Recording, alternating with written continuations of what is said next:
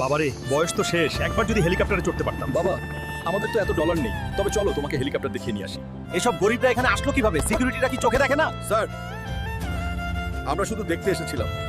Security, পরের বার এরা আসলে এদের লাঠি দিয়ে বের করবি রে। তুই আমার বাবাকে অপমান করলি রে, একদিন তোর এই হেলিকপ্টার কিনে নিবি রে। যা ভাগ ফকিরগুলা। তুমি যদি এই ভাল্লুকটিকে মারতে পারো, সরকার তোমাকে $1 বিলিয়ন দিবে। আমি মারবো এই ভাল্লুকে। তোমরা সবাই সরে যাও, আমি একে দেখছি, এর আজকে শেষ করেই ছাড়বো। ঠিক আছে স্যার। আরে এই ভাল্লুক, ঘর বাড়ি তো সবাই ভাঙতে পারে, পারলে আয় আমার সাথে লড়াই কর।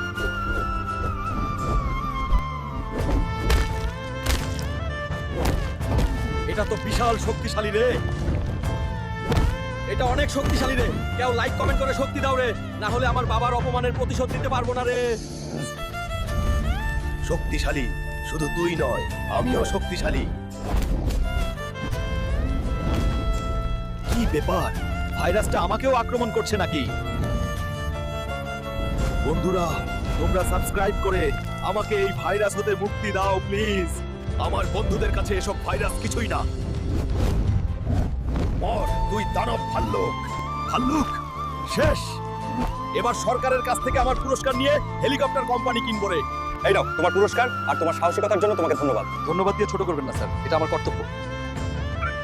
মনে আছে আমাকে রে, তুই অপমান করেছিলিস আমার বাবাকে। ডলার ধর, আর তোর সব হেলিকপ্টার আজকে থেকে আমার। ঠিক আছে স্যার। অপমানের প্রতিশোধ নিয়েছি বাবা। এখন হেলিকপ্টার শুধু ধরবো না, চড়ে ঘুরবো।